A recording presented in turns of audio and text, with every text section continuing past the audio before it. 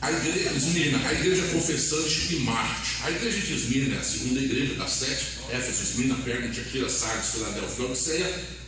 E essa igreja junto com Filadélfia, é a igreja que não teve nenhuma repreensão. Deus repreendeu todas as igrejas, com exceção dessas duas, só teve elogios. No caso de Filadélfia, mais elogios. No caso de Laodiceia, de Esmirna, o Senhor deixou bem claro que ela sofreria, padeceria muito, enfrentaria bastante dificuldade no que diz respeito ao martírio, né? A confirmar com o seu próprio sangue a sua confissão.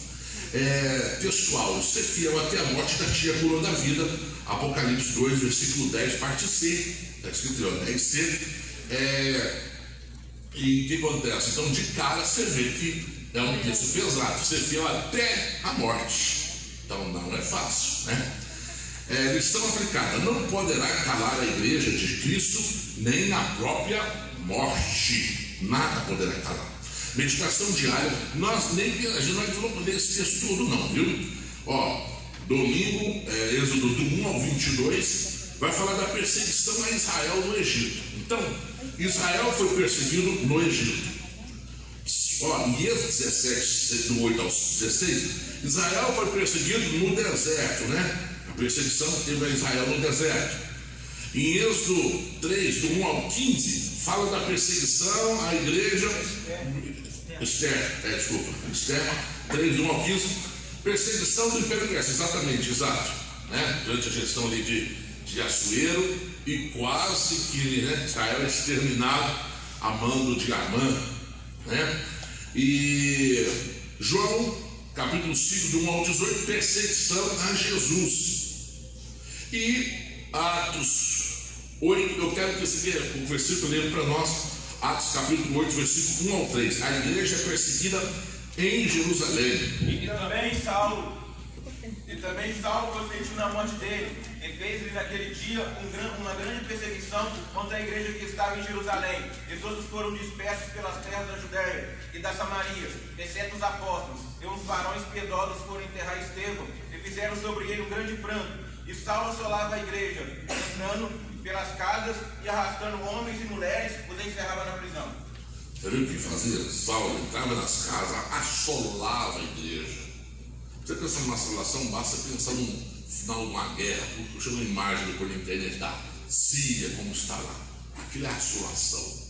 Ou seja, depois que passou a pasta, deixa um rastro de destruição terrível. Isso é assolação. É o que Saulo fazia. Onde ele passava, deixava um rastro de destruição.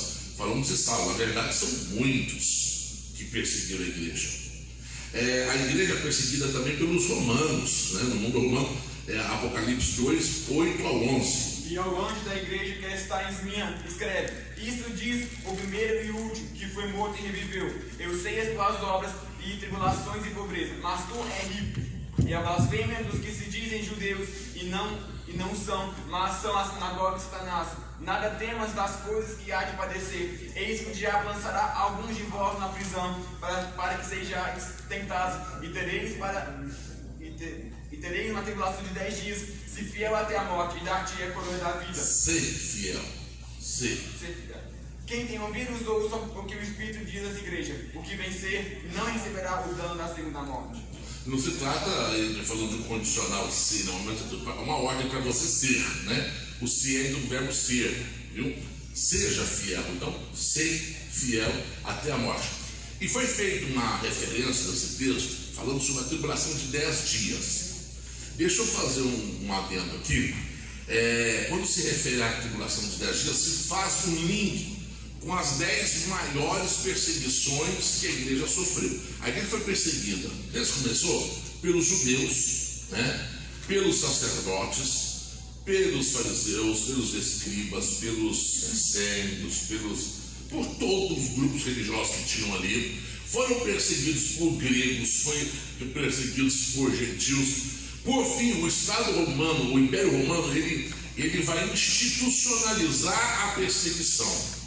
Ele vai chamar para ser essa cobrança. A partir de hoje, nós vamos financiar, né? Vamos ser aqueles que vão colocar, institucionalizar essa perseguição.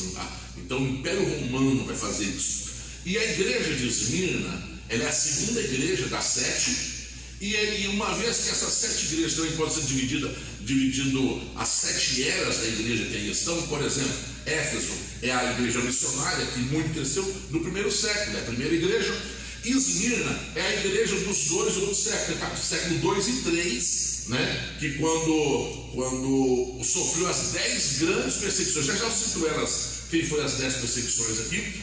Depois a igreja Esmirna, Éfeso e Pérgamo, a igreja de Pérgamo, a terceira igreja é a igreja do casamento com a política, né? Com a estrutura de poder, que é quando Constantino se passa por convertido e a igreja se torna a igreja oficial do Império Romano, né? Essa é a igreja Pérgamo. A igreja de Tiatira, a igreja de Pérgamo é século 3 século 4, quando Constantino ali, né, se diz cristão. A igreja de Tiatira é a igreja das grandes apostasias e heresias que surgiu no seio dela, né, que é a igreja da Idade Média, do século V ao século XV.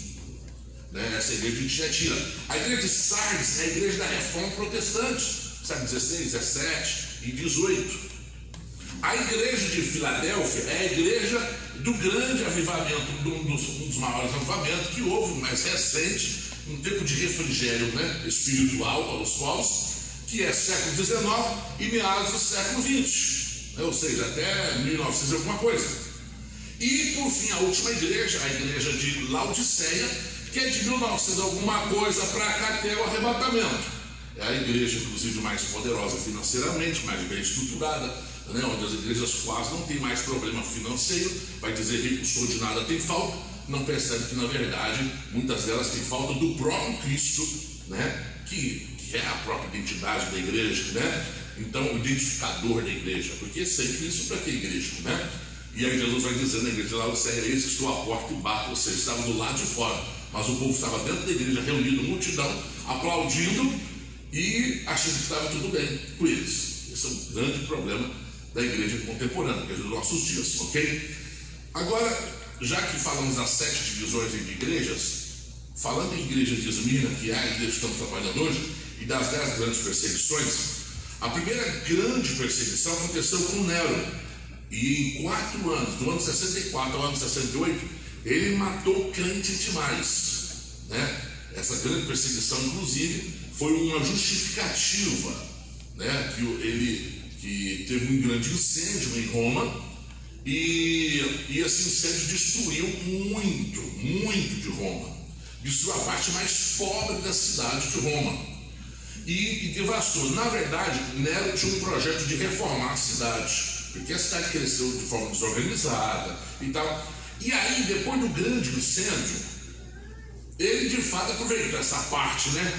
Eu vou usar aqui, seria tipo favelados ali, para a periferia, seria para Roma, era a parte mais difícil, né? A parte dos que estavam abaixo da linha da pobreza, que ele queria se livrar deles. A terça parte da cidade foi destruída. E aí, sabe o que acontece? A parte não destruída da cidade, a maioria era crentes. Quando uma pessoa e outra começou a falar, foi Nero que fez isso, foi Nero que botou fogo. Você sabe que uma mentira, já dizia o pessoal lá do nazismo, né? Esse Goebbels, né? Que repita uma mentira várias vezes, o povo terá ela como verdade, né? Então a pessoa vai repetindo. É que essas brigas políticas que está tendo aí hoje, né? E tal, fala uma mentira, mas vai repetindo tanto que o povo começa a acreditar na mentira. Então, de tanto falar que era Nero responsável do incêndio, ele então quis se livrar. Tem gente que vai falar que ele é responsável, outros vai achar, não, o povo falava, uns começou a fazer essas coisas aí. Então ele arrumou um culpado, um bode expiatório. Foram os crentes que botaram fogo. Foram os crentes, porque o bairro dos crentes não pegou fogo. Então foram os crentes que fez esse incêndio. E para ele justificar, mas de fato ele acreditava nisso, começou grande perseguição contra a igreja, né? E aí então esses 4 anos foram perseguição terrível, grande tribulação para a igreja. Segunda perseguição sobre Domiciano, do ano 68 até 96. Assim que morre Nero, entra Domiciano, e aí ele faz isso aí. Nesse período aqui, da gestão de Domiciano, é que João, o apóstolo do amor, é colocado lá na ilha de Patmos, né? Colocado na ilha de Patmos. Só que depois de sair de Domiciano, entra um imperador mais de boa, que não fez essa perseguição, pelo contrário, ele que livra João da cadeia. Por causa disso, que quando morre Domiciano, entra o sucessor dele, que anistiar, fazer amizade com o pessoal, apaziguar o império. Então ele anistiou aqueles que estavam presos, inclusive João, o apóstolo amor, foi conquistado da ilha de Patmos. Trajano, o terceiro perseguidor, um grande perseguidor, do ano 104 ao 117. Aurélio é aquele famoso pensador, escritor, né? Marco Aurélio. Esse camarada vai fomentar 19 anos de grande perseguição, dos 161 a 180 depois de Cristo. Severo, também 11 anos de grande perseguição, de 200 a 211. Sobre a gestão de Máximo, né? Do ano 235 até o ano 237, 2 anos e pouco de perseguição, uma perseguição pesada. Depois, Décio, de 250 a 253, sobre Valeriano também, de 57 a 60, e depois sobre Valeriano de 70 até 270 a 275. E por fim, praticamente a última grande perseguição, que fez com que Constantino ganhasse muito fogo, muita força quando ele chega, por causa da gestão desse Diocleciano, que durante 9 anos perseguiu o crente demais, matou o crente, torturou, prendeu. Então, praticamente foi essas 10 grandes perseguições, né? Então, quando Constantino chega, e são milhões, porque quanto mais persegue crente, mais crente aumenta, né? O pessoal fica com medo aí, a esquerda está alaçando de tudo que a esquerda faz, é contra a igreja, é para acabar com a igreja. Não, acaba com os crentes Nutella, com os crentes mimimi, viu? Porque a igreja de verdade, quanto mais perseguida, mais ela cresce, viu? Quanto mais é perseguido. Aí ontem mesmo eu estava tendo essa discussão, pastor, mas a esquerda faz passar a lei do aborto, que é contra a igreja, lei contra aquilo, né? Tem um padre que está anunciando aí, né, o Brasil vai ser futuramente comunista, porque o pessoal só vota nesses da esquerda, que já na Venezuela, já tem outro país que citou, não sei se é Colômbia ou Bolívia, que já proíbe até o evangelismo. E eu pensei comigo, mas se proibir o evangelismo no Brasil, aí de fato vai ter um evangelho mais sadio. Porque essa galerinha do passapano aí, que concorda com muita coisa errada, vão se calar, não vão evangelizar. E os crentes de verdade vão evangelizar. Esse aí não tem medo da lei, da nação, do império, do STF, do presidente, do governador. Não. Vamos falar com ele, você não pode pregar. Aí ele falou, é mesmo? Ok, dá licença, eu tenho um compromisso agora. Vai lá no vizinho e fala, Jesus te ama, Jesus está voltando. Então, você está entendendo? Então, independentemente das leis que vierem, saiba que a igreja sadia, ela sempre foi perseguida, né? Jesus disse, no mundo tereis aflições. Se você não está tendo perseguição nem aflição, tem alguma coisa errada com você, porque com a Bíblia não tem nada errado, né? Então tem que ser conosco, amém?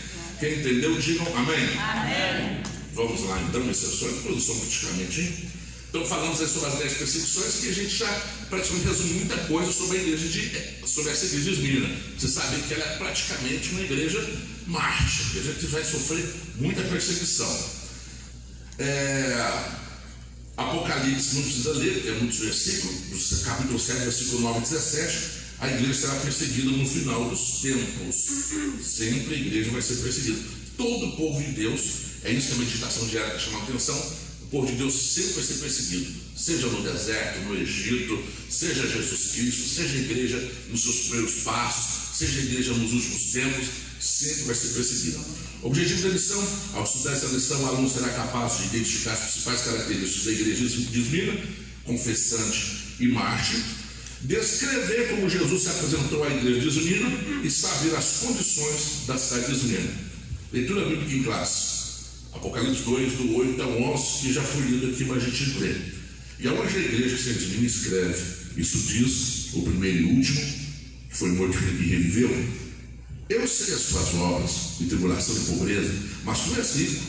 E há blasfêmios que dizem judeus e não são, mas são a sinagoga de Satanás. Não tem as coisas que elas apareceis, que o diabo lançará alguns de vós na prisão, para que sejais tentados, tereis uma tribulação de 10 dias. Ser fiel até a morte, dar-te-ei a coroa da vida. Quem tem ouvidos, ouça o que o Espírito diz às igrejas: o que vencer não receberá o dano da segunda morte. Introdução ao comentário: a igreja de Cristo está sendo impiedosamente perseguida. Embora localmente pareça tranquila, universalmente está sob fogo cerrado. A perseguição não é apenas física.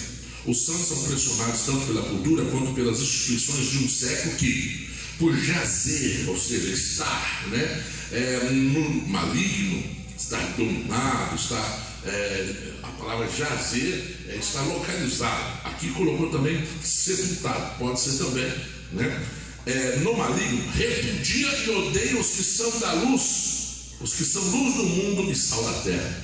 Esmirna é um emblema da igreja Marte. Se Laodiceia é a cara do mundo, Esmirna é o rosto de Cristo, humilhado, ferido de Deus. Por isso devota-lhe o mundo uma versão insana e inexplicável. Mas como calar a voz daqueles cujo sangue continua a clamar ao juízo de toda a terra? Seu testemunho não será silenciado. Haverá de erguer-se tanto dos túmulos como dos lábios que se abrem com mansidão para mostrar as razões da esperança cristã. Compartilhemos o testemunho de Esmirna, mesmo pressionado pelo inferno, sobre como manter nas regiões celestiais em Cristo Jesus. Manter-se nas regiões celestiais em Cristo Jesus. Essa igreja de Esmirna, uma igreja Marte, a cidade, ela é oposta à cidade. A cidade é uma cidade soberba. A cidade de Esmirna, apesar de inferior a Éfeso, de não possuir os atrativos de Laodiceia, ufanava-se, ou orgulhava-se, ela apresentava-se, como uma das mais importantes da região. Afinal, tinha lá as suas vantagens. Localizada na região sudoeste da Ásia Menor, é também afamada por seu porto e pela mirra que produzia. Utilizada na conservação de cadáveres, e a essência era obtida espremendo-se a madeira deixa eu ver se eu consigo falar o nome desse nome, comífora ou comífora, sei lá, não sei nem em português, eu li grego como, é latim isso aqui, não sei, latim? Latim. Mirra, comífora, mirra, mirra ou mirra? É mesmo, olha, nós temos um erudito aqui, olha só, obrigado, tá? E aqui referência, fala dessa comífora mirra ou mirra, planta nativa do nordeste da África, também conhecida como mirra arábica.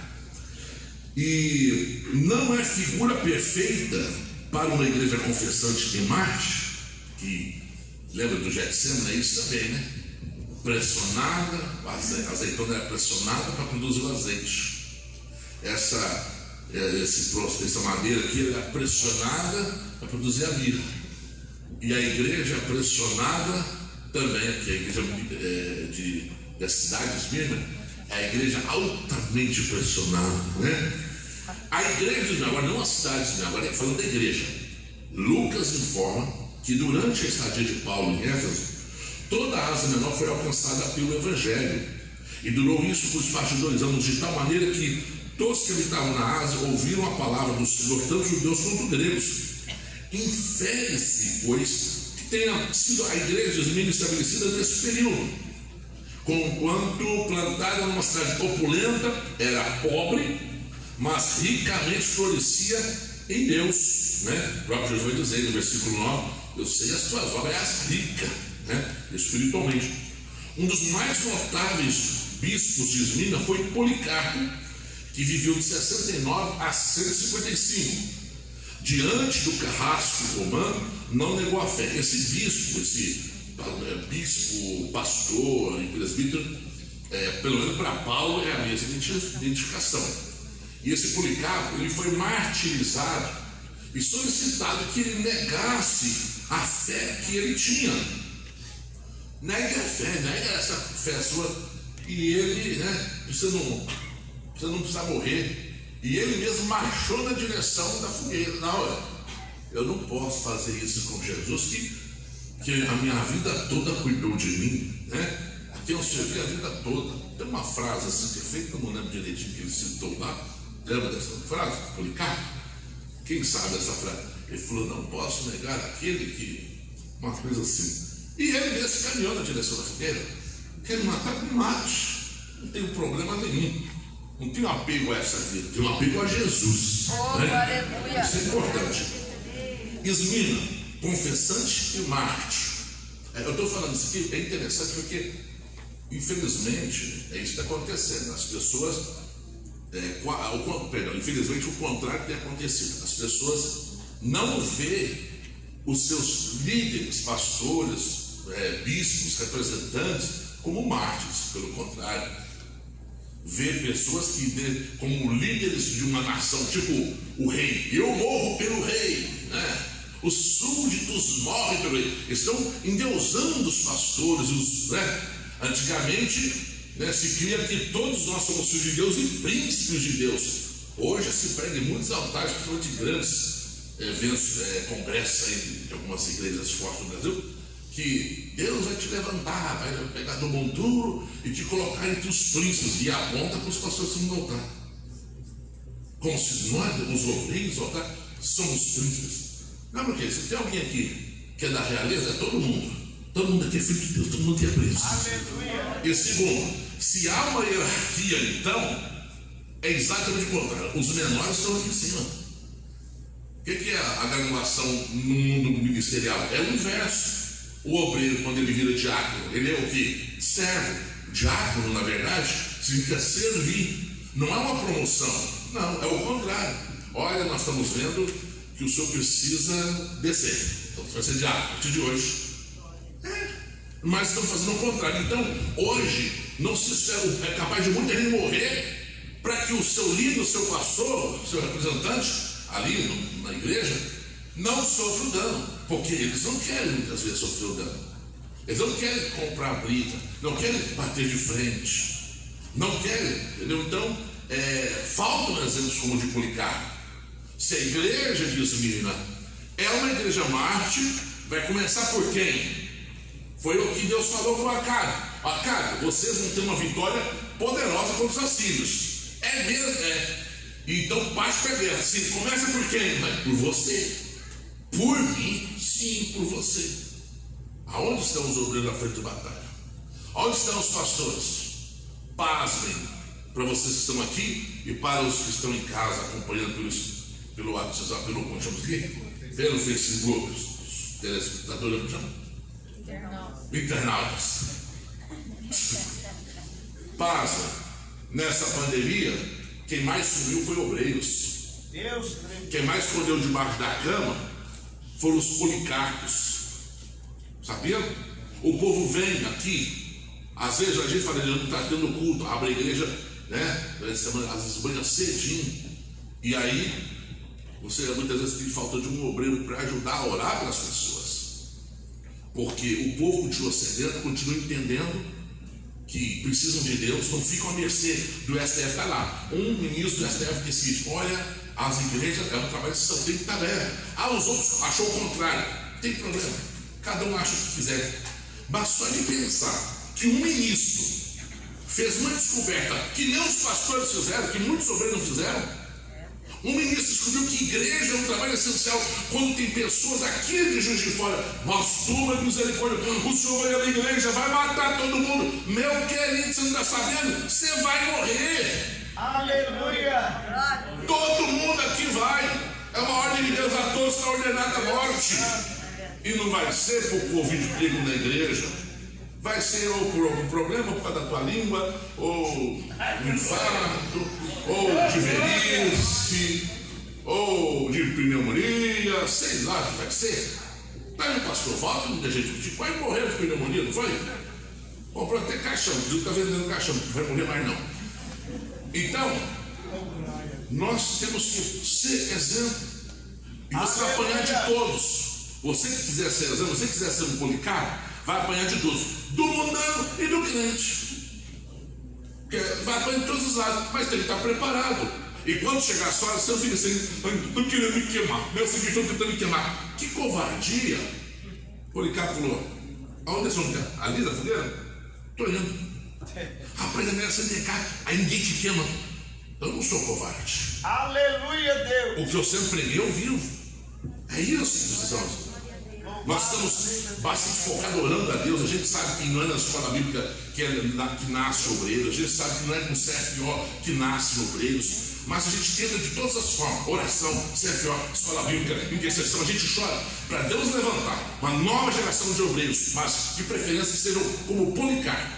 Até porque, para as grandes perseguições que estão para vir aí, com a inclinação do mundo todo, inclusive o Brasil, se tendendo todo para a esquerda, para o comunismo, que futuramente isso aqui vai virar bagunça comunista mesmo, nós estamos precisando de uns crentes de verdade. A nossa próxima geração de obreiros, de pastores, tem que ser melhor do que nós. Nós somos muito covardes. Muito covardes. Onde estava lendo ali ontem na Bíblia, Deus sobre o primeiro desafio. O Samuel Gonçalves entrou ali, eu falei, rapaz, Deus falou comigo aqui agora. Primeiro desafio de um líder. Qual que é? Saul. Por exemplo, Saul, ele começou a ouvir que estava demandando o povo. Samuel falou, olha, espera. Eu vou chegar aí no Gilgal e vou oferecer um sacrifício. Tá. Mas ele começou a demandando. E foi com medo de perder pessoas. E quando você fica com medo de perder pessoas, você incorre em erro. Você acaba sendo induzido ao erro. E ele vai agir errado com medo de perder uma outra pessoa. Se ele tivesse tido paciência, no capítulo 14, se não me engano, versículo 3, ele vai ter uma multidão, mais de 200 mil pessoas seguindo ele. Jesus, no capítulo 6, São João, versículo 66, viu um tanto de gente demandando ir embora. Pedro começou a falar, Jesus está todo mundo indo embora. Jesus falou, e daí? Deixa. Mas no capítulo 7, versículo 31, a Bíblia fala que uma multidão cria em Jesus e seguia Jesus. Aleluia. Então, o desafio do líder, ele não pode ter medo de perder pessoas. Querer agradar as massas, eu falei, vou ofender, vou falar, peraí, meu querido, isso aqui não é uma creche, não. Paulo já falou isso em 1 Coríntios 13. Isso aqui não é uma creche, isso aqui é um quartel-general. Nós somos soldados. Aleluia. E precisamos de um preparo físico, espiritual muito grande, porque nós estamos indo lá para o parque, nós estamos indo para a Disneylândia, nós estamos para a guerra espiritual, para o combate espiritual.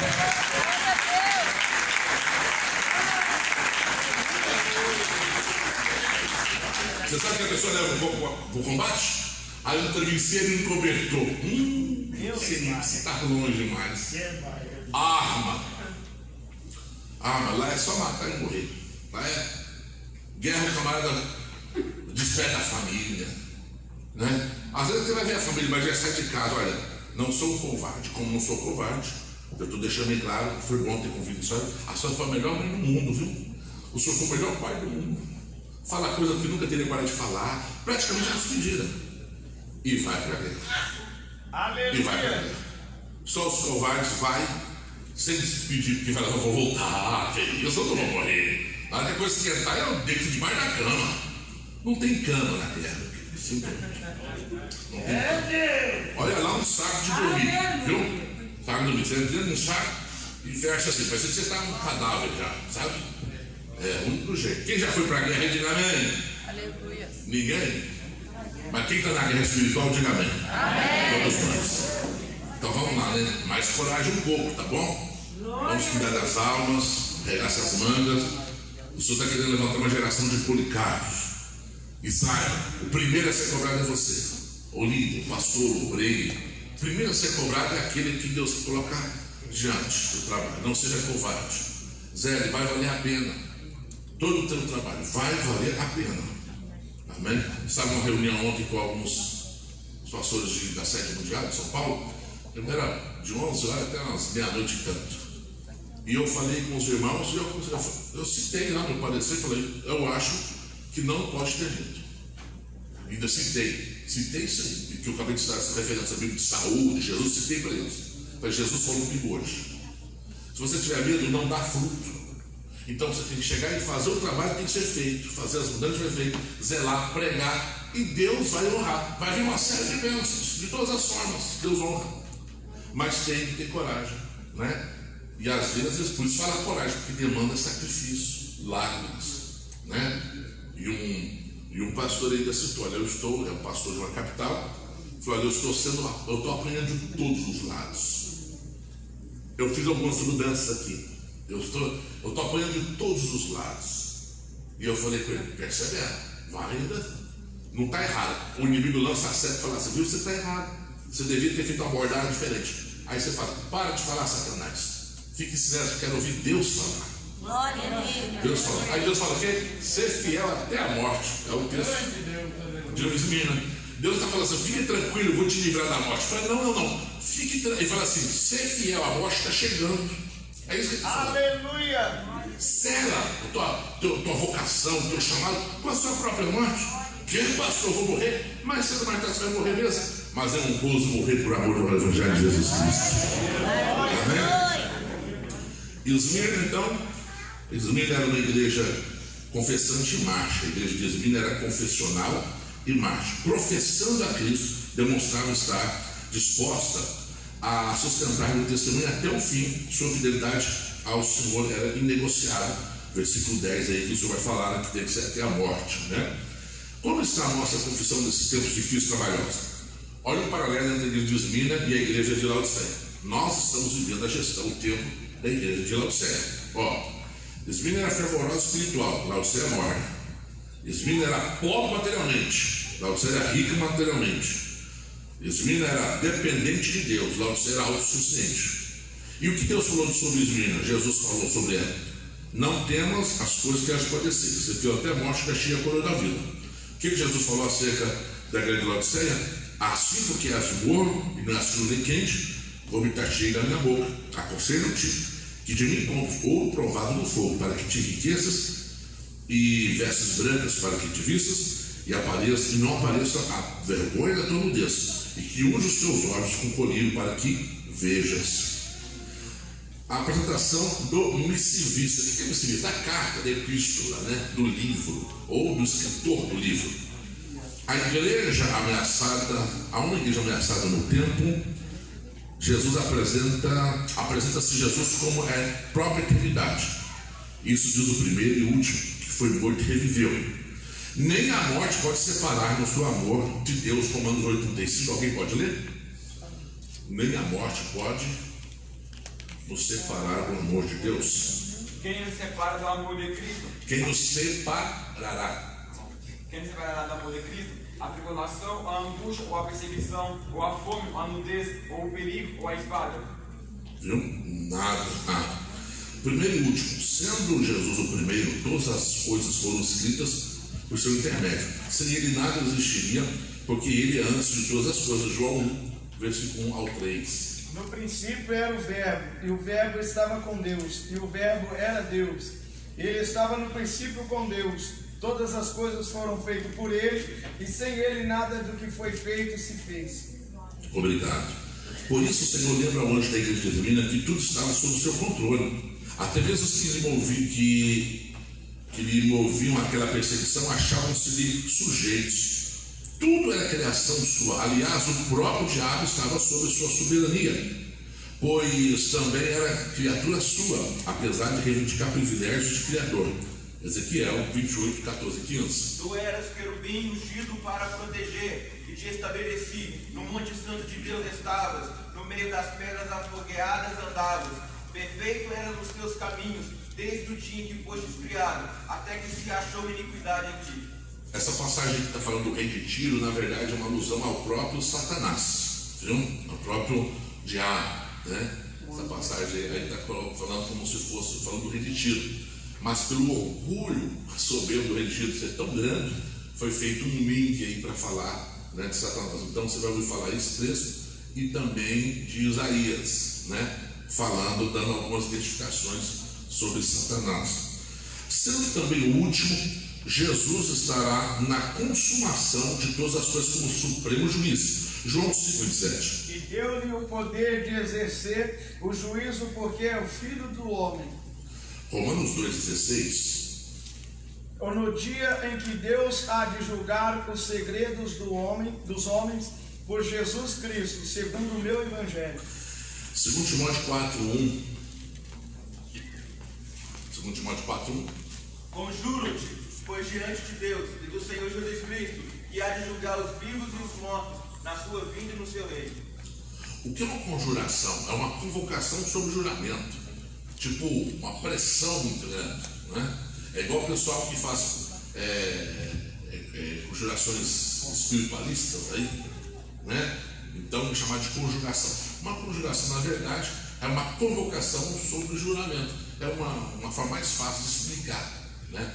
E Paulo faz isso, né? Olha, vocês devem entender, né? Servir esse Senhor, apresentar ele diante dele de santidade, porque ele vem para julgar vivos e mortos, todos. Portanto, os que se levantavam contra Esmina já estavam julgados e condenados, a menos que se arrependessem de suas más obras. Esteve morto e tornou a viver, que foi lido no capítulo 2, versículo 8 de Jesus, né? Conforme Jesus antecipara ao pastor de Esmina, o diabo estava para lançar alguma das suas ovelhas na prisão, onde seriam postas a provas. Todavia, nada deveriam temer, pois do seu lado estaria aquele que é a ressurreição e a vida. João 11, 25. Disse Jesus: eu sou a ressurreição e a vida. Quem crê em mim, ainda que esteja morto, viverá. Somente Jesus tem autoridade para fazer-nos semelhante à perfeição, pois somente ele venceu a morte e o inferno. Não desejava o Senhor Jesus que o anjo de Esmina temesse aqueles cujo poder limita-se a tirar-nos a vida física, mas aquele que, além de nos ceifar a vida terrena, tem suficiente autoridade para lançar-nos no lago de fogo. Mateus 10, 26. E não temais os que matam o corpo e não podem matar a alma. Temei antes aquele que pode fazer perecer no inferno a alma e o corpo. Versículo 28. Então o que acontece? A pessoa tem, vou me matar. Essa pessoa só pode te matar. Só isso. E quando te mata, te promove. Porque se você salva, é claro, você vai para o céu, os braços do Senhor. Agora você tem que temer a Deus. Esse pode matar e pode lançar a tua alma no inferno. Então, temer a Deus é o suficiente. É o versículo 28 diz isso. Temer a Deus.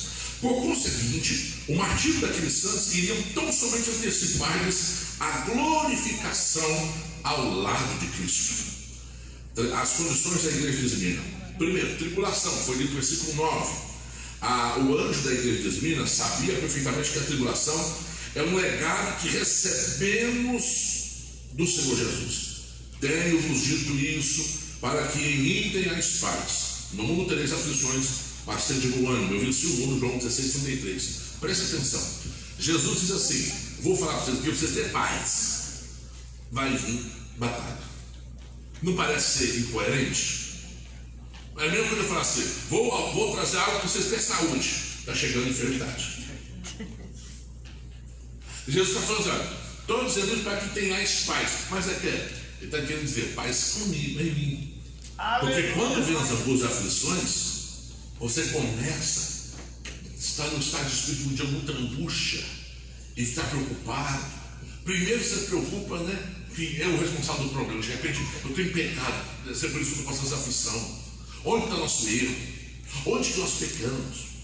Depois vem aquela questão de você estar preocupado com a morte em si também, devido à grande aflição.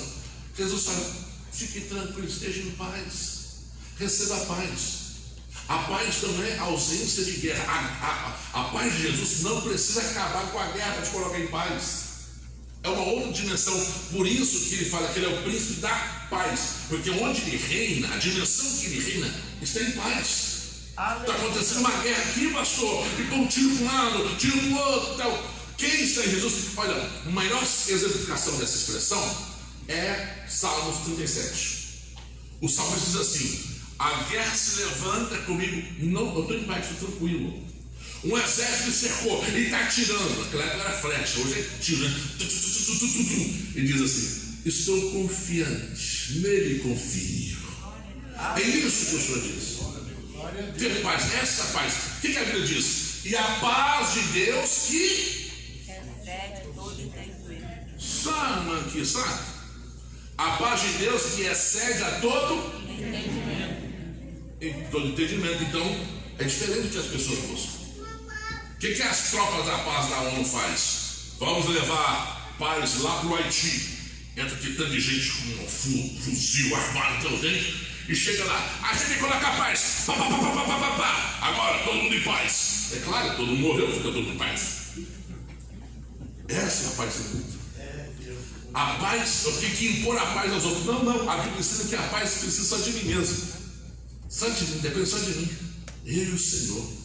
Um estado de espírito. Alguém briga com você, chega no trabalho, alguém te xinga de tudo, fala, você está em paz, estou tranquilo. Eu estou tranquilo. Mas você está no meio da guerra. Mas eu estou em paz. E você tem paz para tudo. Até para, já que a gente tem esse desejo, projeto de preparar o rei, os pastores, até para gerir a obra de Deus, para cuidar da obra de Deus, você tem paz. Mas com tanta perseguição de fora e de dentro, sim. Mas você vai fazer uma gestão com paz.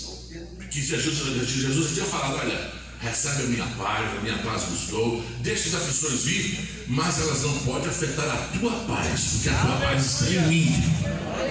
Amém? Quem consegue entender, diga amém. Amém. Você mesmo cercado pela guerra, sob ataque feroz, você pode estar em paz. Amém? Tranquilizado por essa promessa, o pastor de Esmirna refugiava-se na paz que excede todo entendimento. Já citamos aqui, Filipenses 4:7. Roguemos, pois, ao Senhor que console os que, neste momento de suprema aprovação, estão selando a fé com seu próprio sangue. Oremos pelos mártires do século XXI. Pobreza. Se Laodiceia de nada tinha falta, Esmirna carecia de tudo. O próprio Senhor reconhece a extrema pobreza. Conheço a tua pobreza. Essa pobreza, todavia, era rica.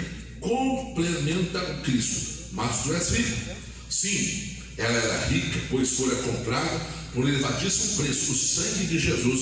1 Pedro 1:18-19. Sabendo que não foi com coisas corruptíveis, como prata ou ouro, que fostes resgatado da vossa vã maneira de viver, que por tradição recebeste dos vossos pais, mas com o precioso sangue de Cristo, como que de um cordeiro imaculado e incontaminado.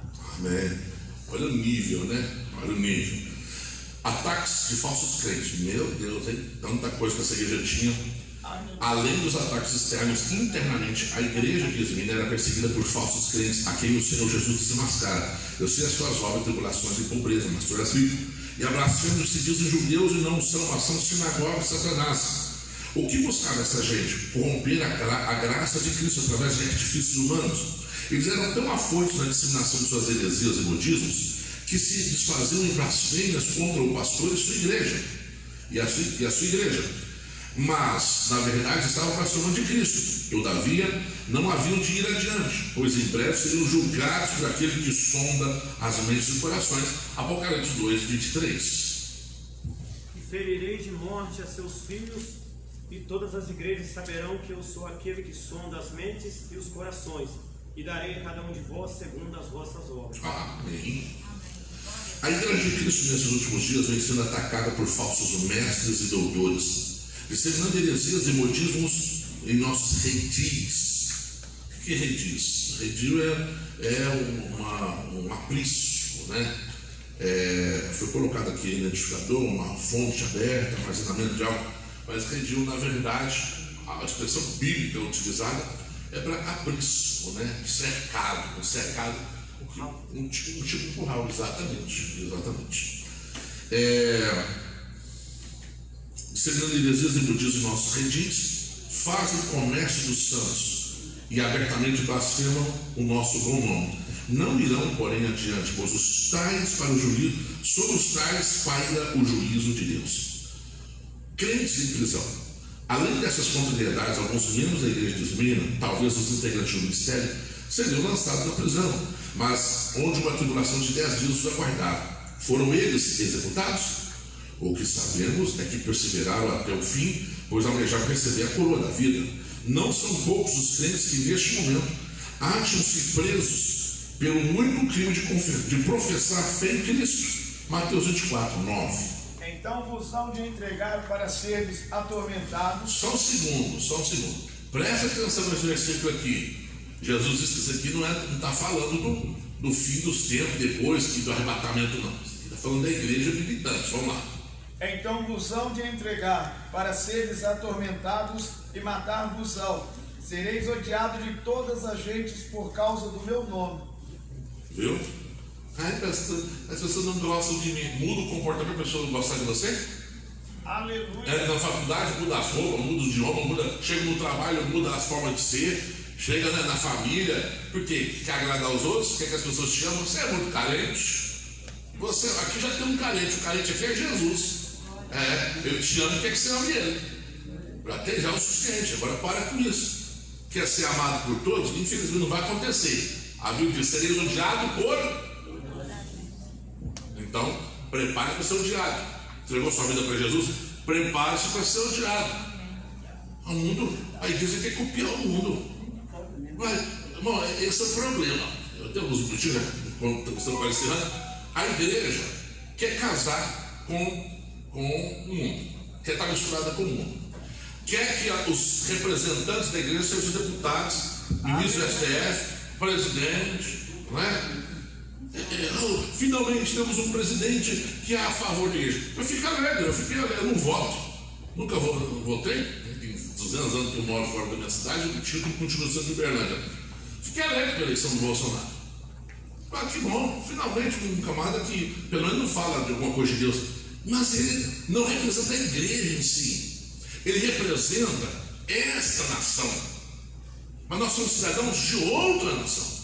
Aleluia. Então, aí as pessoas ficam preocupadas. E se passarem, como citamos, a lei do aborto, mas a igreja não vai deixar, não vai deixar guardar seus padrões de comportamento. Por exemplo, há alguns anos atrás, adultério era crime, sabia?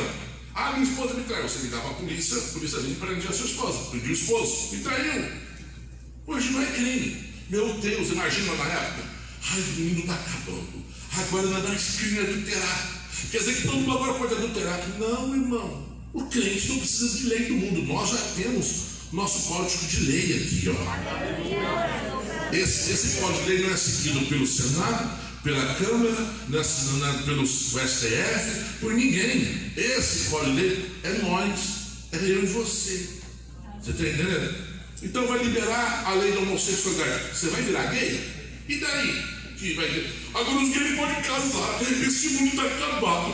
Agora os homossexuais podem casar. O que você tem a ver com isso? Você é gay? Não tem nada a ver com você? Vai continuar sendo pecado. E daí às vezes no mundo? Uma pergunta simples, eu perguntei. Qual o problema? Se você não é, qual o incômodo? Mas isso diz respeito ao mundo. Você queria? Você não vive a verdade, você quer que um Senado pratique a lei, essa lei da Bíblia? Não, é você que tem. O que Jesus diz? Deixa os mortos sepultar os mortos e você me segue. Deixa o mundo para lá. Quais as próximas leis que esse país, na gênese do comunismo, vai passar? Todas.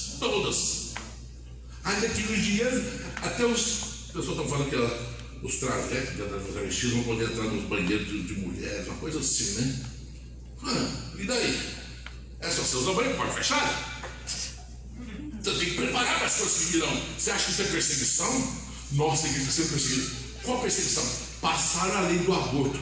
Eu pergunto para a igreja, o que tem a ver? A lei que libera o aborto, não que aqui no Brasil ainda não foi liberado de forma comum lá no Uruguai, né? Foi liberado. Passou, mas eu só quero saber, quero fazer esse link. O que tem a ver? O Congresso aprovar uma lei onde aqueles que querem abortar, abortem, com a igreja. Não, é porque eu sou novo ainda, eu estou aprendendo. Tem alguma coisa a ver? Tem? Se tiver, me explique. Mas a igreja perdeu o foco, a igreja perdeu mesmo, está perdidinha, entendeu? Está perdidinha, então quer sair sepultando os mortos. Olha o morto, eu tenho que sepultar aqui morto lá, senão vai apodrecer. Olha o morto, Jesus fala, deixa os mortos sepultar os mortos. Coisa não tem nada a ver com o reino dos céus. Você já tem muito o que fazer, já tem tanta ocupação, não tem que preocupar com política. Você tem tanto o que fazer, não tem que preocupar com leis que passa lá fora, ou você tem medo de discordar de alguma lei e ser preso? Aí, se for covarde, então sinto muito. O reino dos céus falando, seja para você. Deixa o diabo pra lá, né? Vai? Deixa o diabo pra lá e fica pra cá até a luz de Deus. Exatamente. Não entendi, mas é isso aí mesmo. Nossos irmãos são torturados e executados. Em nossas orações, não nos esqueçamos dos mártires. Ore por eles. Olha pelos mártires. Estou brincando, mano. Eu entendi a senhora. Tem que deixar o diabo para lá. Mano. Oremos para que o nosso país jamais caia sob ideologias totalitárias e tirânicas como o nazismo ou o comunismo. Na verdade, eu poderia colocar marxismo. Na verdade, sim, a Bíblia ensina que a gente tem que orar pela nossa nação, porque tendo paz a nossa nação, nós estaremos em paz. Isso é bíblico. Orai pela paz da nossa nação. Então a gente tem que orar. Na paz deles nós temos também paz. Mas na guerra deles nós continuamos em paz. Amém, meus irmãos? Conclusão, encerramos agora. Somente os que conhecem a natureza da segunda morte não têm as angústias da primeira. Essa, posto que é morte física, termina uma jornada temporal. Aquela, a segunda morte, né? Aquela, ainda que morte, não morre. Inicia um suplício eterno. Eis porque Esmirna sujeitava-se à primeira, porque temia o dano da segunda. Mas a sua motivação, a sua principal motivação, não era o medo da segunda morte, sim o amor que tinha por aquele que é a ressurreição em vida. Oremos pela igreja perseguida e mártir. As catatumbas de Roma não ficaram no passado. Num século que se diz tolerante e democrático, acham-se catacumbas e covas, tanto nas metrópoles do Oriente quanto nas megalópolis do Ocidente. Eu encerro aqui fazendo um adendo. O que é a segunda morte? Quando a pessoa morre com Cristo, ela morre naquele instante, ela vai para o céu. No mesmo instante, ela vai para o paraíso. Jesus disse para o ladrão da cruz: hoje mesmo estarás comigo no meu paraíso. Paulo diz em 2 Coríntios capítulo 12, que o paraíso é o terceiro céu. Apocalipse, a gente chega à conclusão que esse terceiro céu e paraíso é debaixo do trono de Deus, um galpão, um salão, um lugar lá. Porque Paulo vai dizer que para a festa do Cordeiro, que será no arrebatamento, aqueles que já morreram antes, desde sempre, desde a Sagrada Escritura, os que morreram, não os precederão, não chegaram primeiro que nós à festa do banquete espiritual.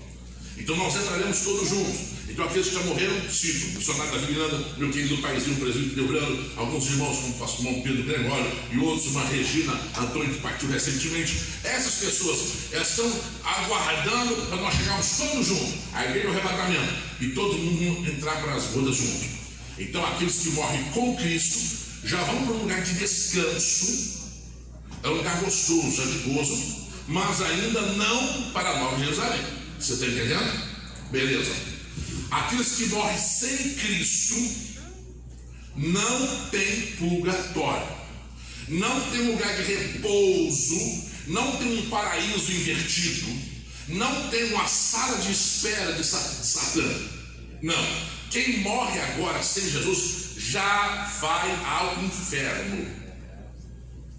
A Bíblia é clara, quando Jesus cita do rico e Lázaro, o Lázaro estava no seio de Abraão e o rico já era atormentado.